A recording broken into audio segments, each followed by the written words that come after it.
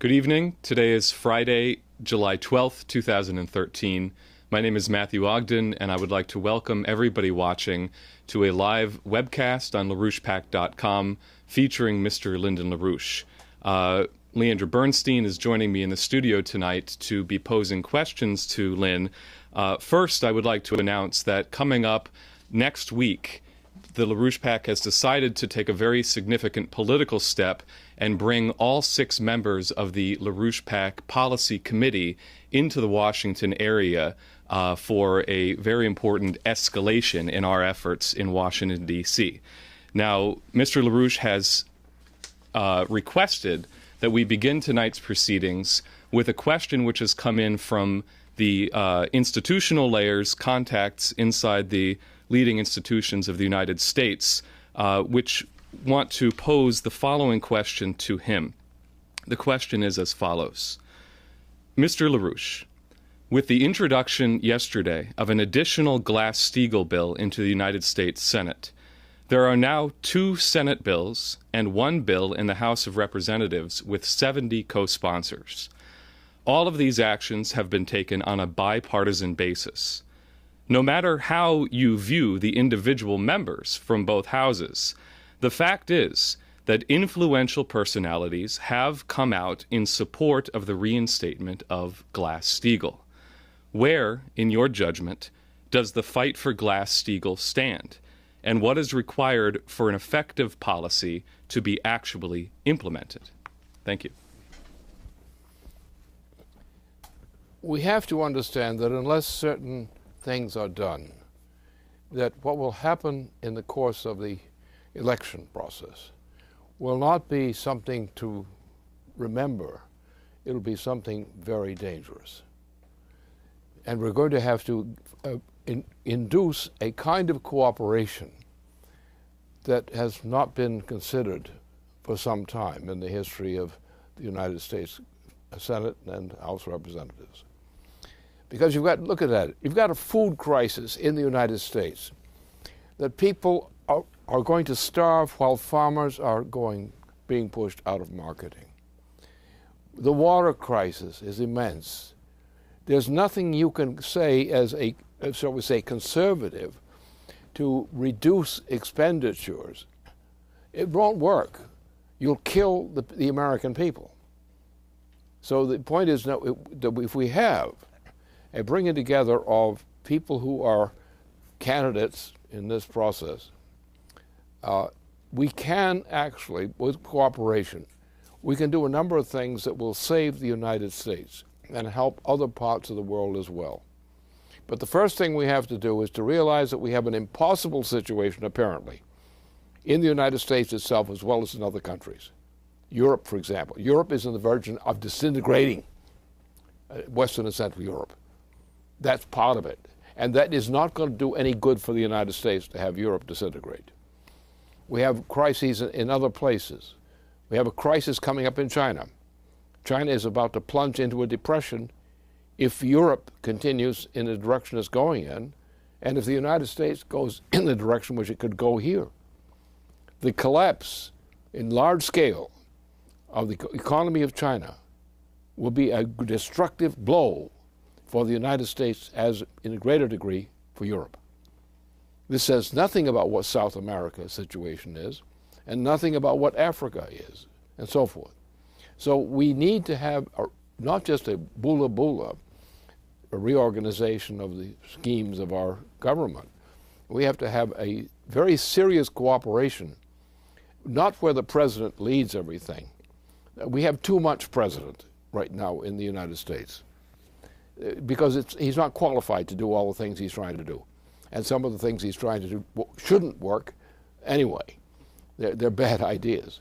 But if we really get the balance of our governmental system back into play and get rid of some of this shady business that's also going on from behind the scenes, we can put the United States back together again. We have to take into account the various points of crisis. We do not have enough food being produced for human beings to avoid a major crisis. Now, the kind of crisis we're talking about is not just a food shortage. It's both starvation and it's epidemic disease. So therefore, in the gathering together of the process of trying to put a Glass-Steagall bill together, we have that. We have also the fact that the whole monetary system, the international monetary system, typified by Wall Street and by the situation in Europe today, is hopeless.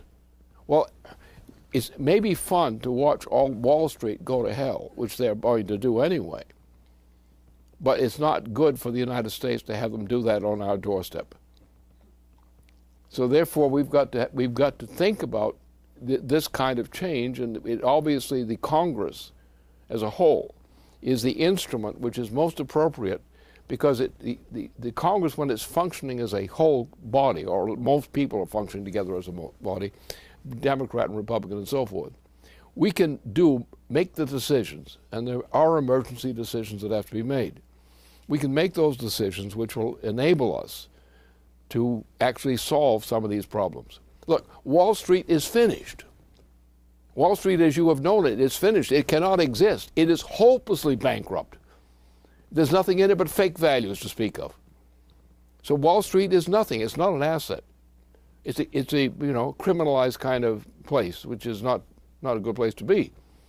But we have to pull back the organization of the money system, the banking system, which Glass-Steagall is crucial for.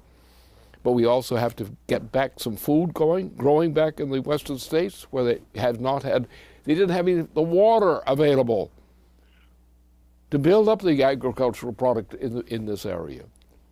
So what we need is a consensual approach on limited number of issues. You don't have a lot of clutter, which is unnecessary. But on certain crucial issues, the United States, through the cooperation in the Congress, must conduct what will amount to a major sweep of changes in the way the U.S. government is organized.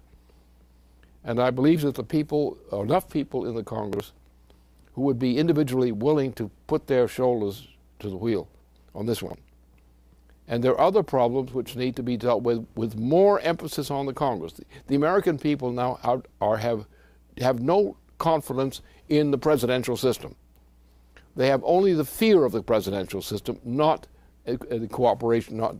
They don't anticipate cooperation. So we've got to realize that Wall Street is going to collapse. But the only way it would continue is if they put a Hitler-style dictatorship over the United States and Europe at the same time. Otherwise, you cannot hold together this system, the system of Wall Street and so forth. In Europe either. You cannot. You're dealing with a killer system now, and the problem is coming largely from our rival, shall we say, the British monarchy. The British monarchy is now operating on a basis very serious, and they're exerting great influence on our own country. What are they doing?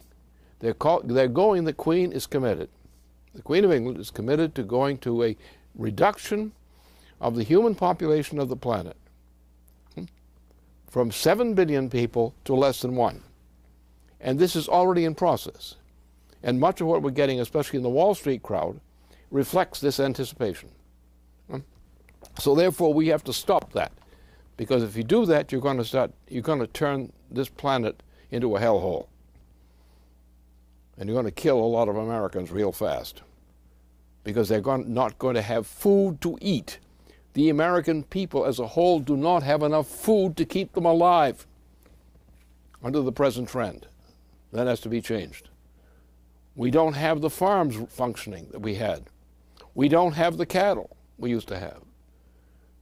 California, which was the greatest food production area in the United States, has virtually collapsed. The cows are being killed, the foods are being cut, these kinds of problems, and therefore we need a very strong consensual factor which should be assembled around a core in the Senate and House of Representatives to shift the control of the situation away from the presidency, which is over-controlling. It's controlling too much, far too much for anybody's good. And therefore we've got to get the people of the Congress together as much as possible to deal on a bipartisan basis with these measures which must be taken. So if we anticipate that we're going to do that in the Congress, and otherwise, then it can succeed. And what we need is the assurance now that more and more members of the Congress are prepared to shoulder this role of leadership of the United States. We need a leadership of the United States coming in terms of the structure of the Congress. We've had too much presidency, especially since George W. Bush became president. The United States has essentially, relative to what was there before, the United States has gone to hell since that time. And since the changes away from Glass-Steagall have resulted in a cumulative destruction of the ability of the United States to function as a nation, a democratic nation anymore. Fascist nation you can get. A democratic one under the present trend you can't have. And the British Queen does not desire to have any more Americans. She wants it reduced down to less than 1 billion out of the 7 billion people living on this planet. And we've got to stop that. And therefore, if we can get an agreement among leading members in the Congress to do this kind of job, to get together and to avoid nonsense differences, we can save the nation. And I think that's the mission right now. So I think it's not a matter of just dealing with the obvious thing the question deals with, but it's necessary to have a more coherent, positive, assertive leadership from the leadership, or the natural leadership, shall we call it, of the Congress itself.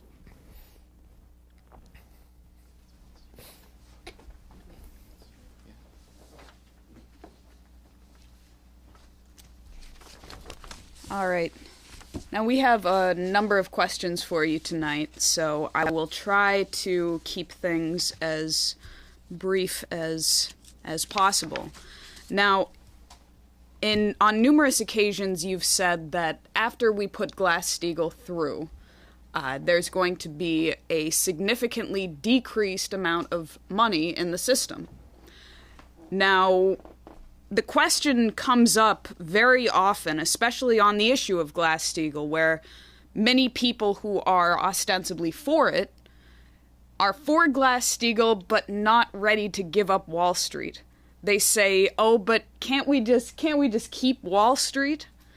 And you get this a lot. Now, if it's the case that there's not going to be enough money in the private sector to conduct the kinds of lending that people have come to expect, even if they don't get it, they come to expect it from Wall Street, where then will the money come from? For example, you have numerous conferences, recently a high-speed rail conference, and the people who want to make these projects happen, they want to know, where do we find the investors? Who's going to buy our stock? Who's going to buy bonds? So that we can get this high-speed rail line from X to Y. So I'd like you to address the question that often comes up: do we need Wall Street? And what do we do with people who want to hold on to Wall Street for just a little bit longer? Well, first of all, there's no possible way that you can save Wall Street in its present form. No possibility. Most of the people who are already investing now in Wall Street and confident on it are going to find that on one big soon early day, there is no more Wall Street. See, the problem here is people don't think carefully enough about what's going on in the world today. What is the world of the world today? And they don't know that's what's happening. They're not listening to what the British monarchy is doing. Now, the British monarchy is not just a British monarchy. The British monarchy is an empire. If you look at the number of nations which are overtly part of the British Empire, then you begin to see the truth. The empire's destiny is to eliminate people, to reduce the population from 7 billion people approximately now, still and falling rapidly, to less than 1 And that is the British policy. That is the Anglo-Dutch policy. That is the policy of the current Euro system. And some other places as well. Add to that the collapse of China, the China economy, because the market for Chinese goods, including automobiles, was shifted from the United States and so forth into where? It's gone. So the system is impossible. And all is holding it together is the tendency of people out of fear to believe in what's not true. There is no hope for a person surviving in general in the United States on the basis of Wall Street-backed investments. It's not possible. If you've got a Wall Street investment, you should start crying now while you still have tears. But then the problem is, what are we going to do about the people who are now going to be working for Wall Street? Hopefully, they're going to be working instead of working for Wall Street. There's a difference. And that means we've got to actually change the whole direction of the budgetary policies of the United States as an overall institution. We're going to have to create jobs, yes. We're going to have to put these people who are Wall Street migrants or whatever into work. We've got to do that. We've got to give them other jobs. We've got to get industry growing again. So instead of doing what this current president is doing under the direction of his master, the Queen of England, we've got to get rid of that. That's why the Congress must do it. You can't let this president do it. You've got to keep him under the restraints of the legitimate authority of the Congress to shape the legislation which is going to govern this. Otherwise, you're going to have chaos and mass death. But the problem is we have a shortage of a lot of things. But we can, if we have the will, and if the Congress does the job it can do, we can fix this. We can take the people who are now living on Wall Street incomes, they'll do something else. We also, obviously, the United States is going to have to change its policy in the sense of increasing the amount of credit available through the system. Now that means putting Glass-Steagall through means that you're going to actually foreclose a lot of garbage, because all the garbage, including the Wall Street garbage, well then, if Glass-Steagall is actually put through, much of that garbage will disappear from the accounts. Now, this means that we're going to have to change the system suddenly, and most people, I think even in the Congress, do not really understand how to organize the system under these conditions. We put Glass-Steagall into effect. Now, Glass-Steagall, if we put that into reorganization, we're going to cancel a lot of the banking operations now, because they're bankrupt, because they're Wall Street connected. So therefore, we're going to have to actually take the good part of the system, boost it up, get the organization of the system working, and then we're going to have to create credit, because there will not be enough credit in the system to sustain the economy. So therefore, what we're going to have to do is create a credit system account, which will be run through the banking system, the new banking system, after the reorganization. And we're going to have to put up federal guarantees for the existence of credit dispersed in order to create the increase in productivity of jobs per capita and quality of jobs in general. So we're going to have to go through a process which in many respects is an echo of what Franklin Delano Roosevelt did when he put most of the criminals in Wall Street into jail. And that's the way we have to do it. We've got to take the responsibility. These are human beings. These people out there, our people, they're human beings. And the way they're being treated now by the present administration and the previous administration, the previous Bush administration of two terms, have done a wrecking job on the U.S. economy, which is beyond belief if you think about it.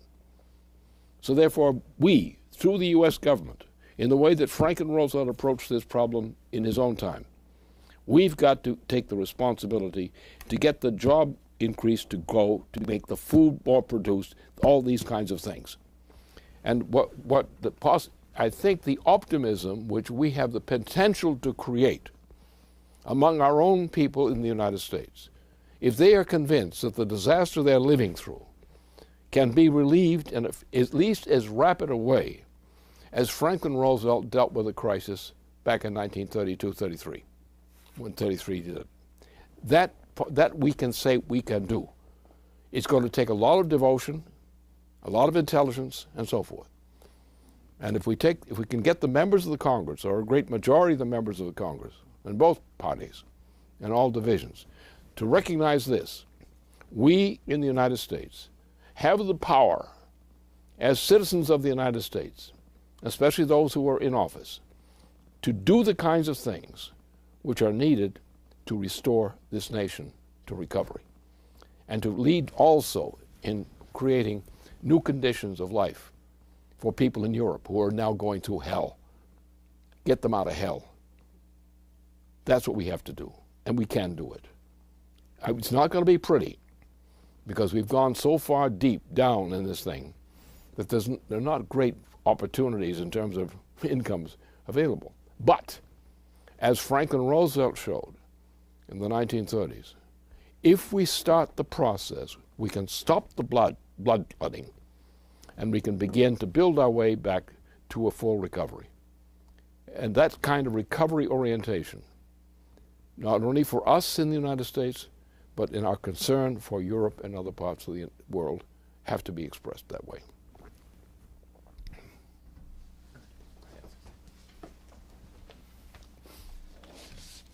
All right. Now I have a follow-up question, which is a little bit belated. It's a follow-up to last week's webcast and what you discussed there in terms of a real significant pedagogy of how our American system works when it's not functioning as an oligarchical system.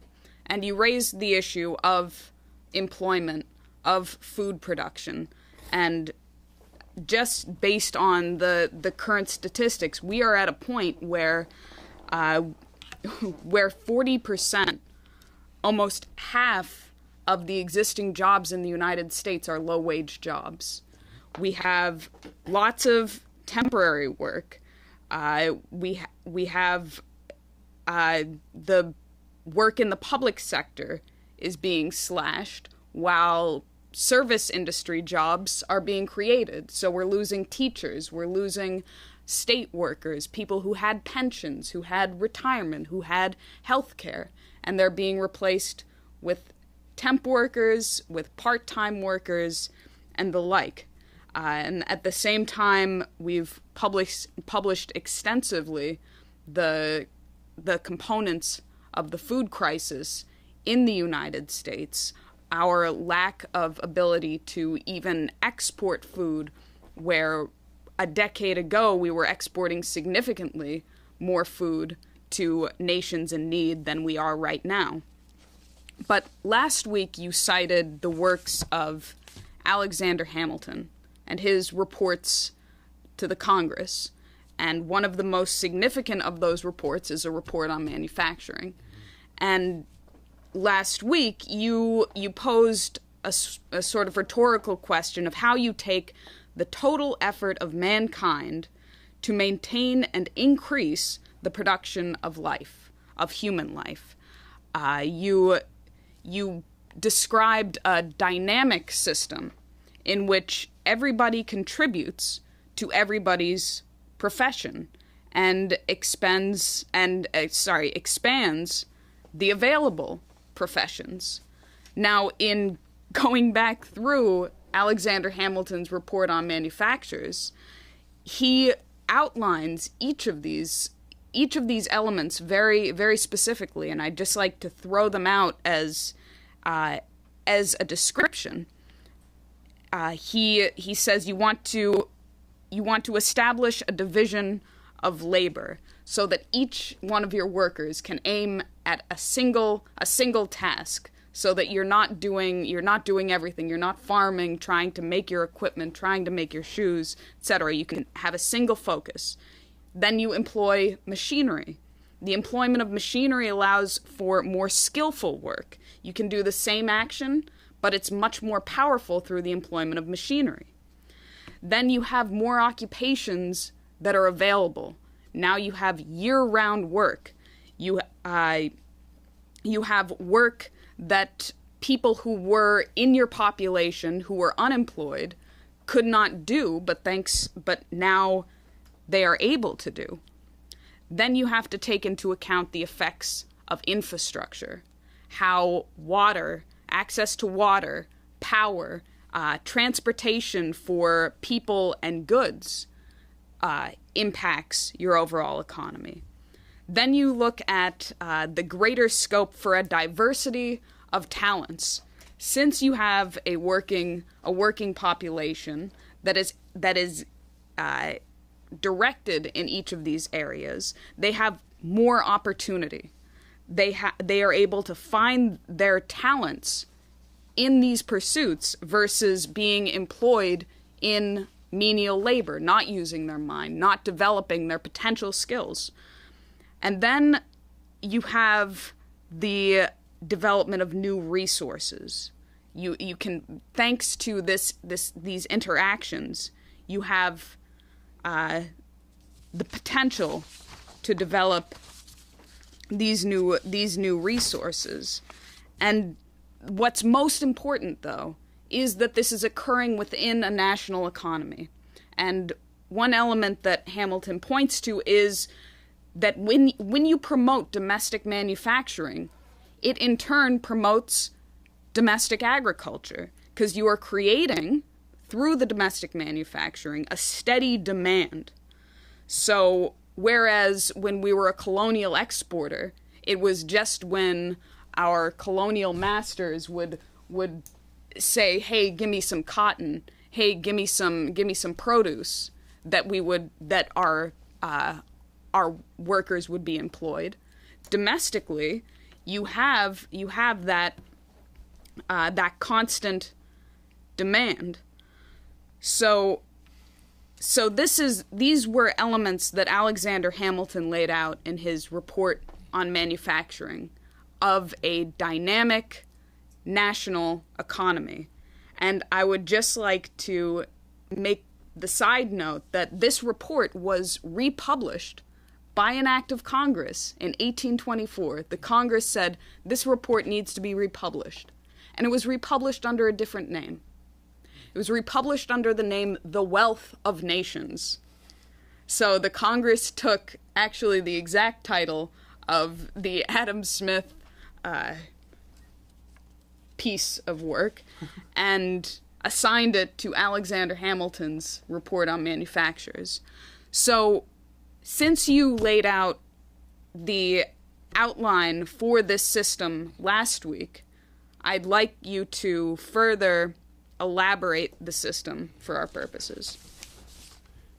The obvious thing we're going to have to do, if the Congress, the new Congress, newly assembled Congress, is able to do that, we're going to have to use the fact that we have a knowledge of the history of the economy of the United States. And there were certain things that were great achievements at one time or another, and sometimes more recently, actually. We've had a great downturn in the United States economy since somebody killed our president. And therefore, we have been in an actual decline since we went into the war in Indochina, which the president was against, and which our greatest war hero was against. So we've been foolish. And John F. Kennedy, his killing, was the real point when a downslide in the entire U.S. economy began to occur under the impact of a needless, stupid war in Indochina, which took about 10 years of the lives of many of our people and turned them either to kill them or turned them into virtual vegetables on drug addiction. Since that time, the United States economy has been declining first in the industrial sector during the 1970s. There was the crash in 1971, and that was a great crash, which I had a hand in diagnosing then. So the comeuppance is what? Well, we have the state of California, which was the greatest food producing area in the world, of any part of any nation. We had Tennessee, which used to be wealthy under that program there.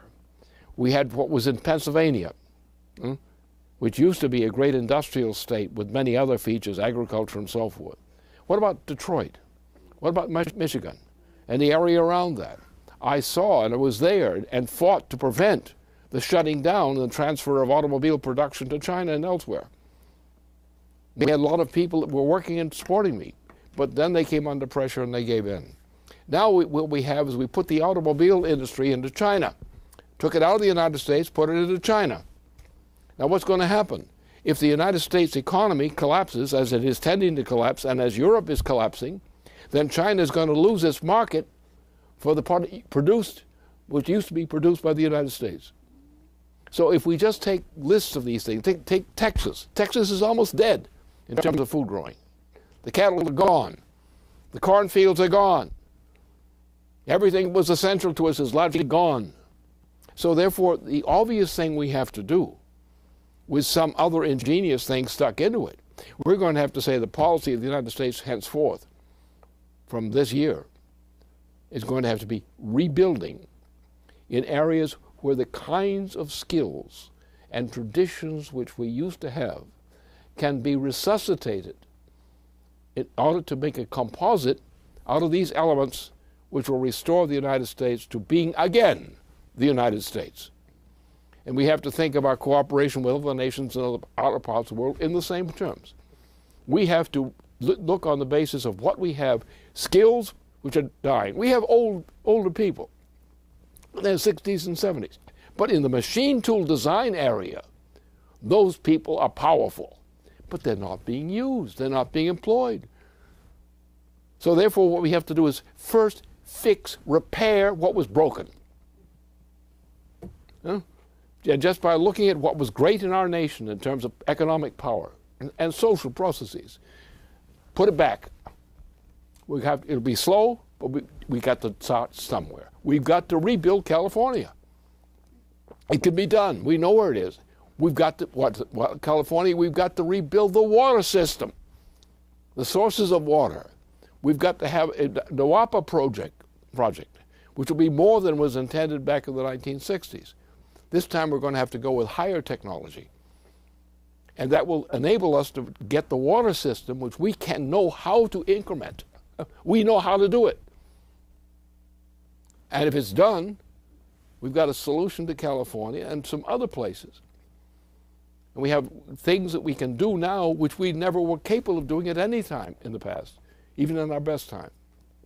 So therefore, we take these components which are there, what was taken down, which should have never been taken down, rebuild it. Rebuild it where the skills exist and where the means of production exist. And the people themselves, because the area in which they lived or which they worked, even if they're in their 60s and 70s, they will remember where they worked and what they did and what they could do. And that's the way we're going to rebuild. Think that perspective. Be really practical.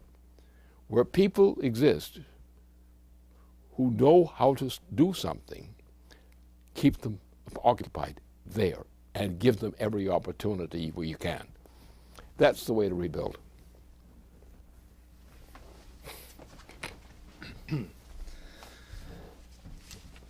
Now, I want to address something that you brought up earlier in the broadcast tonight, what you referred to as the fear of the presidential system among the American people, especially after 13 or 14 years of a George W. Bush, Obama administration. And over the recent weeks, many of these fears that many Americans had of what crimes their president was committing against them were vindicated because of the revelations by Edward Snowden, Glenn Greenwald, and others having to do with the NSA spying. Now, just today, the most recent development in this Snowden story is that Edward Snowden, who's basically been in limbo for the last 19 days in the transit area of the Moscow International Airport because Obama revoked his passport, his citizenship, and has turned him into a stateless person, and has been engaged in massive intimidation of nations, including bringing down a head of state's jet because of suspicions that he was harboring Edward Snowden on board, and so forth. Snowden held a press conference with a number of members of international human rights organizations. Now, one item in this press conference was an opening statement that Snowden made. And in this statement, he began by saying, look, a little bit over a month ago, I lived in a state of great comfort. I had a house, I had a family, I had a high-paying job, but I had a high-paying job spying on the American people. And I believe that that was wrong. It was a serious violation of the law. Not only a violation of the Fourth and Fifth Amendments of the Constitution of my country, but also a violation of international law. Now, very interestingly, the next reference that Snowden made was to the Nuremberg Tribunal of 1945. He cited the principle declared in Nuremberg, which read, individuals have international duties which transcend the national obligations of obedience. Therefore, individual citizens have the duty to violate domestic laws to prevent crimes against peace and crimes against humanity from occurring. And he said that the moral decision to tell the public about the spying by the Obama administration has been costly to my personal liberty, but it was right, and I have no regrets. And then he details the persecution that the U.S. government has conducted against him personally since that time. And he ended by saying, the willingness by powerful states, such as Barack Obama's United States, to act extra-legally represents a threat to all of us and must not be allowed to succeed. So my question is, what role do you see this Snowden affair, as it's being called, and Obama's own clinically insane Nero behavior in response to this? What role do you see this in playing in Obama's own ultimate Nixonian downfall, especially in the light of Snowden's highly appropriate reference to the Nuremberg Code of 1945? Yes, this is a mess, isn't it? Okay. Now, what is the mess? Well, the mess is essentially, go back to the time that the wall came down in Germany. And the prime minister, the so-called, of Germany at that time, moved to reunify Germany and to proceed to rebuild the country. Well, you had three clowns in particular who prevented that. One was the mistress of Britain at the time. Another one was the King of France, so-called, the Social Democratic King of France, and some other people involved, and George W. Bush, H.W. Bush. And they decreed the creation, in effect, of a new system in Europe, which was actually a process, the Euro system, which is a process of taking away the sovereignty of all the nations of Western and Central Europe. And that has gone on. So the nations of that region no longer have any real sovereignty. The elements of sovereignty have been taken over, and a bunch of jerks of the worst kind have taken the key positions which rule the European system, European Union system. So you've got at a point The problem is that this is essentially a result of the British Empire and its accomplices. So therefore, if you're going to save civilization, you're going to have to break up the British Empire in that form. France is France. They got enough problems in France without having the British there too. Spain, Portugal, Italy, one nation after the other is being destroyed. They're going to die. Why are they going to die? Because the British monarchy, under the Queen, which is actually a world empire. It's not an empire in every part of the world, but it's an empire in most of the important parts of the world. We're going to have to break up that empire. Now, the empire has a policy, the Queen of England. And the policy is clear. Genocide. Her policy is to reduce the population of the planet from a present estimated possibility of 7 billion persons to less than 1. That's her policy. And the policy is the British Empire is an empire. If you go through the number of nations which are actually under the reign of the British Empire is an empire. As big as ever before, as big as any empire was before. Well, therefore, we in the United States, who are patriots, have a certain argument about this matter. We don't think it was right to take the force of a gun, partly assisted by H.W. Bush, who's a nasty fellow. He's not as fast as he used to be, moving around. But he's an evil man. And I know him. I know him on record as an evil person. And his son, who was president, was an evil person. And if you look at the record since the grandfather was the guy who put Hitler into position in Germany. Not a good guy. So I think we got to get out of the bushes for once and come back to civilization in several ways. So we have to clean up the Bush problem, our own problem. What he's done was been evil. 9/11. He committed a crime. He knew and covered up the fact of who had actually done it, the crime of 9/11. It was done by the British Empire in concert with Saudi Arabia. That's who did it. But now you have the program under the Bush family reign. We say, get out of the bushes. America, get out of the bushes. Because what happened is everything bad has happened. Everything really bad that destroyed the United States as a system happened under the Bushes. And you had to know, H.W. Bush was also a failure as a president for one term. He was also a vice president, and he's very good at vice. He also was a swindler in another case. His father was, as I said, was one of the big backers of Adolf Hitler and the Hitler machine. And what happened there? I think we could improve our quality of some of our leading citizens a little bit that way. So that's what we are. We have to understand that we have a system which, under the influence of chiefly the British Empire, and the Bushes are nothing but slaves for the British Empire in terms of emotions. Their whole character. They are British agents. Like that whole Wall Street crowd. British agents. So we got to break that up too. We don't want to destroy the sovereignty of any nation in Europe. Rather, we would like to have them restored to sovereignty. It'd be much better. They'd be productive. They'd control their own country.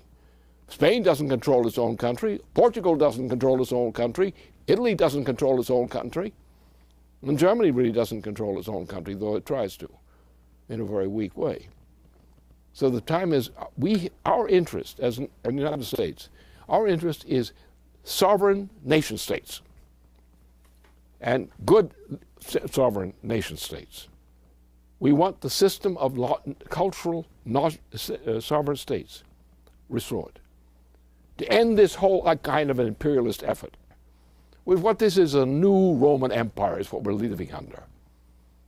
And because with Obama as president and George W. Bush as president before him, we've lost our sovereignty because the sovereignty was given to our enemies, our Bush League enemies included. Therefore, what we have to do now if we want to save the United States, if we want to save anything in the United States, we have to return to sovereignty, get out of the bushes and go back to sovereignty. And we also have to help free nations in Europe and elsewhere, free them where they had lost their sovereignty. We have to rebuild the economy of the world, which we can do. It's in our spirit.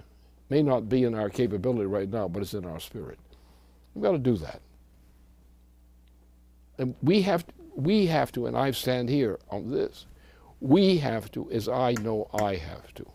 It's my obligation, but also the obligation of many others, to spark the initiative which leads to the reconstruction of our sovereignty in our society, in our system.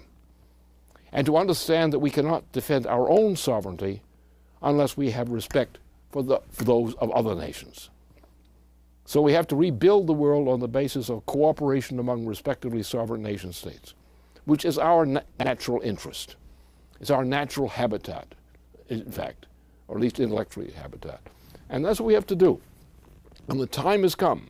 If we don't do that now, when we still have the last opportunity to do that now, then we're not going to have a United States.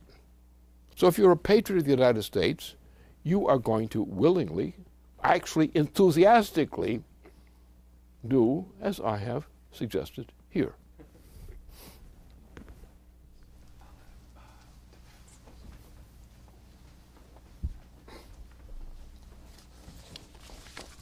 All right.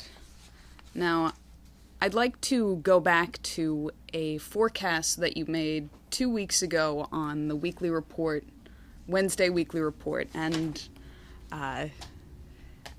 this forecast is perfectly in line with something that you've been emphasizing this week, that we do have 2 weeks, and it's less than that now, until the Congress leaves, presumably for their summer recess. That's a very limited time to be able to be working with the Congress.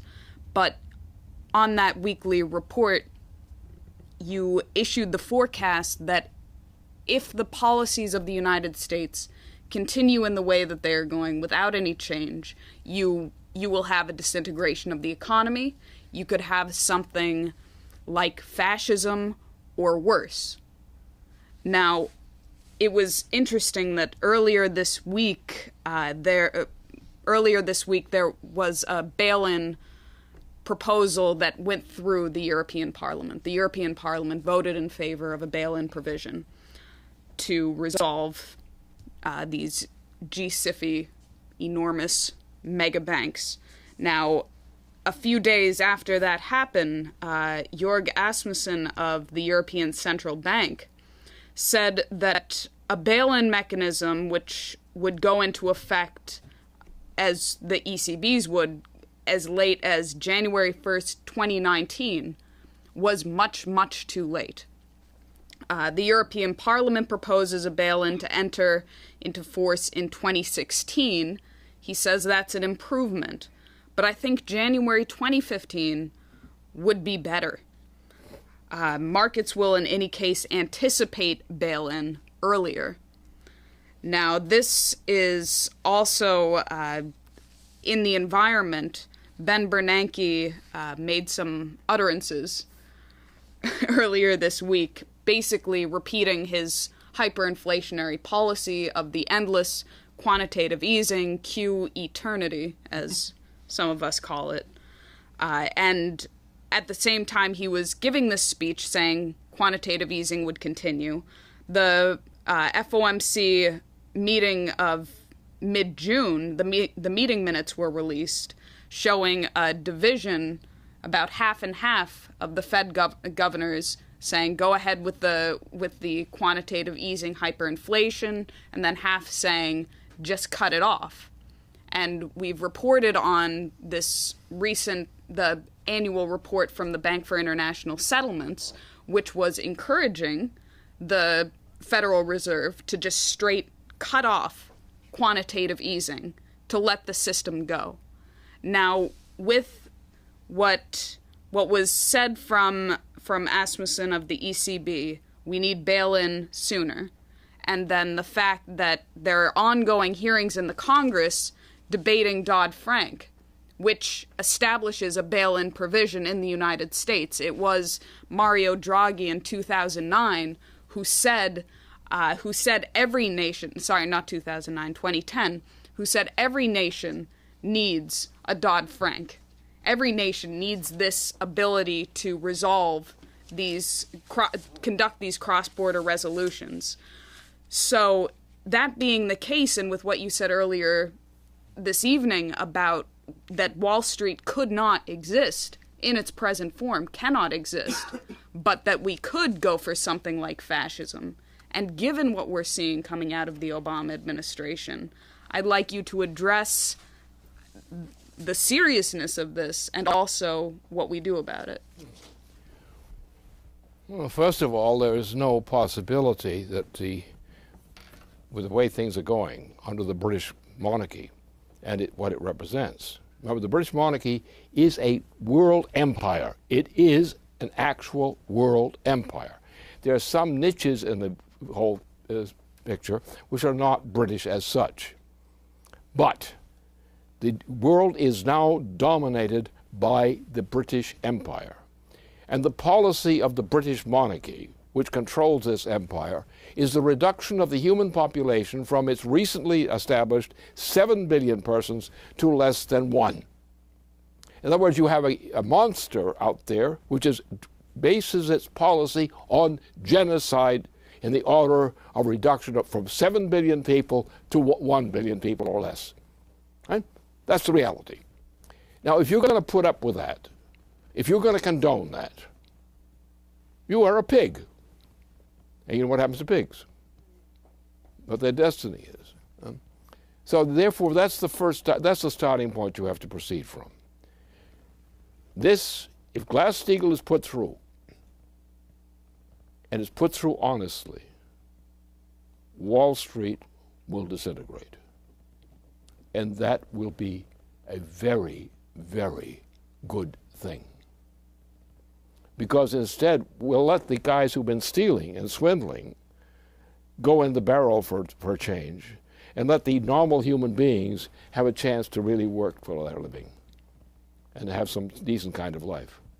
What we're doing to our children. You know what's happening to our education system? What now is happening to the education system?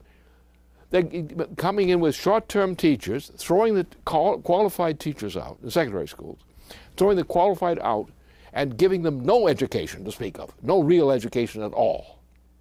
Now, if you look at what the temperament is coming into our children are being turned into gangsters, or worse than gangsters. And it's being done to them. And therefore, those areas where we have like secondary schools in which we have some excellent teachers, they may be 50s or 60s in their age, but they're people who can teach children and adolescents. And they can do a very good job at it, the best you can get for money anywhere you go.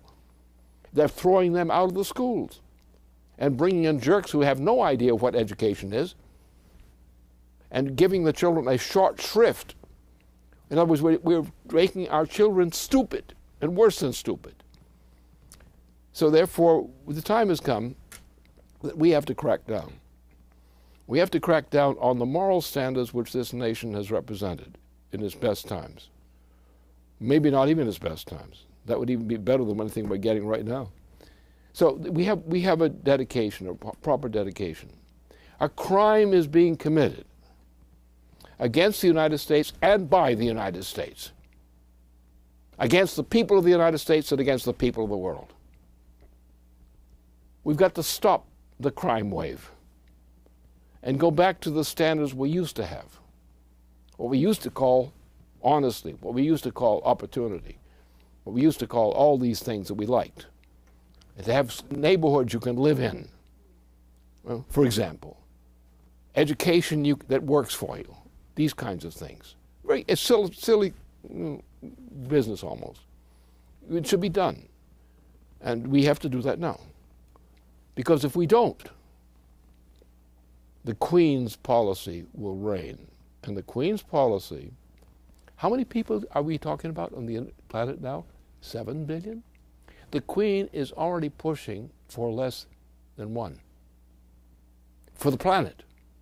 How many people live in China presently? How many people live in India presently? Nations of over 1 billion population?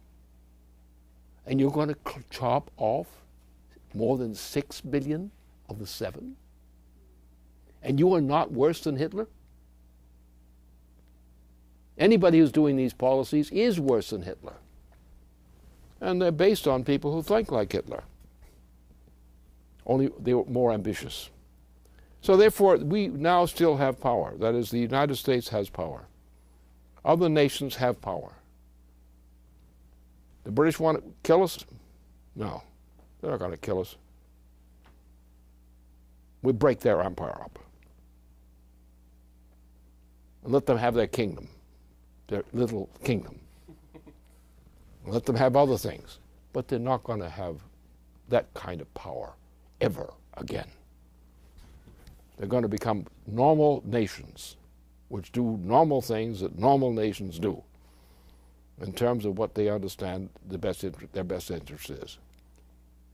And that's the only solution. And we now have on the table, before us, we have the opportunity with the coming meeting, this coming week, we have the opportunity to take steps which include Glass-Steagall, and through the establishment of Glass-Steagall, to restore this nation to its honor and to its people.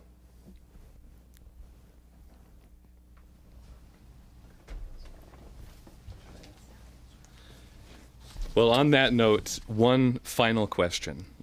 As you just mentioned, and as I indicated in the beginning of this broadcast, this following week, we will have all 6 members of the LaRouche PAC Policy Committee in the Washington, D.C. area. We already have very significant meetings that have been set up with members of Congress, and we expect that this will have a very dramatic impact on the events of the next 6 or 7 days.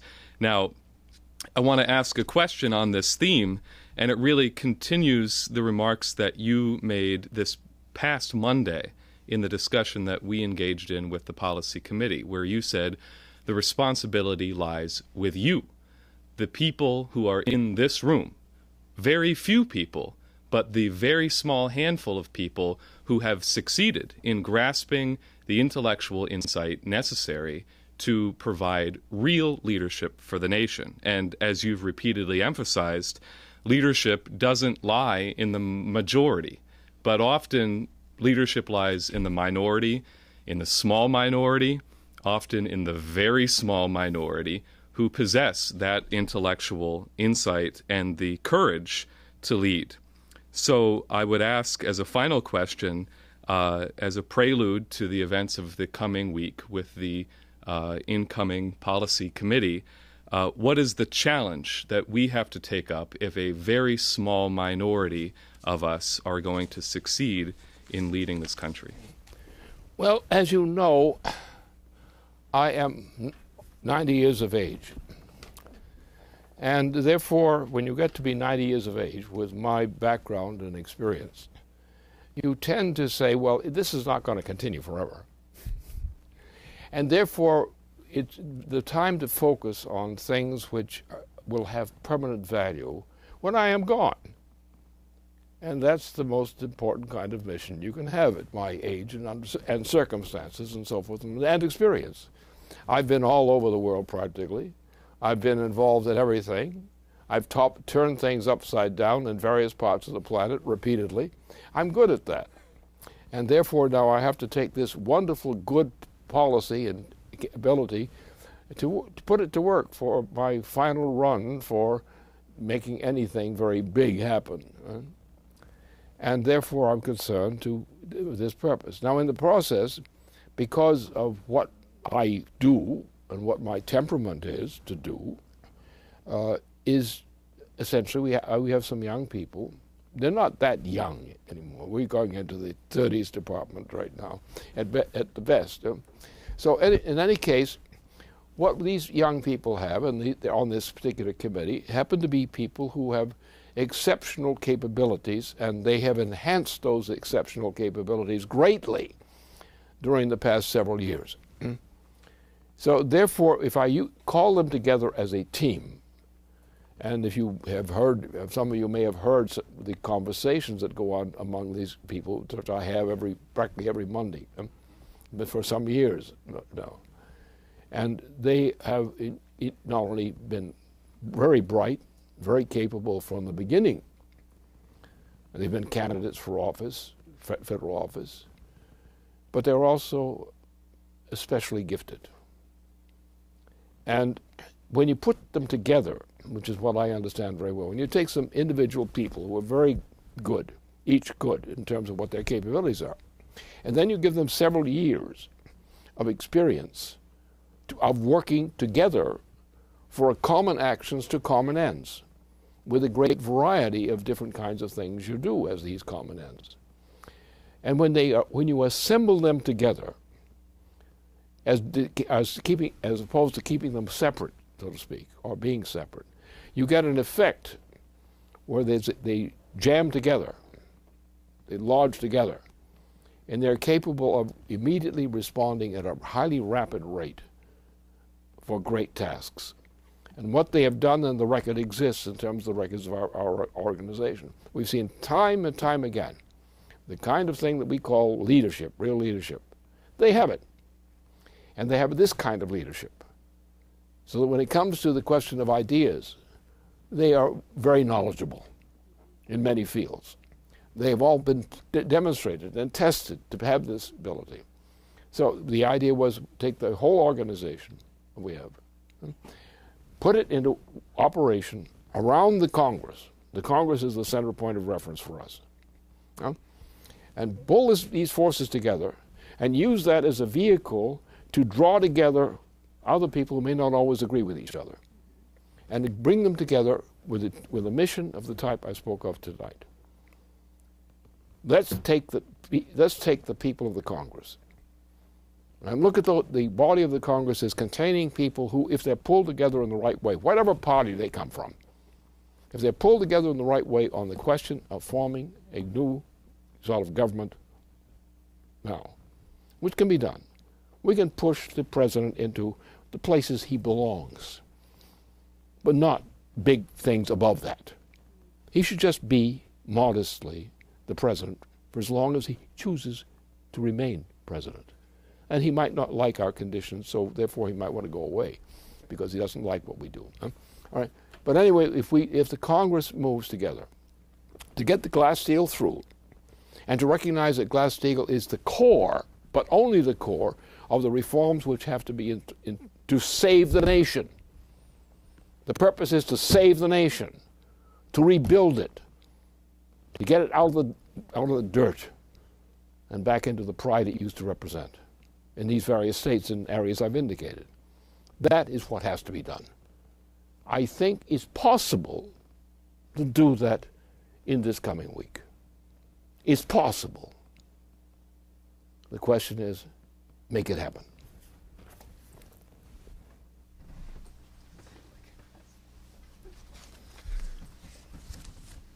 Well, thank you very much, Lynn.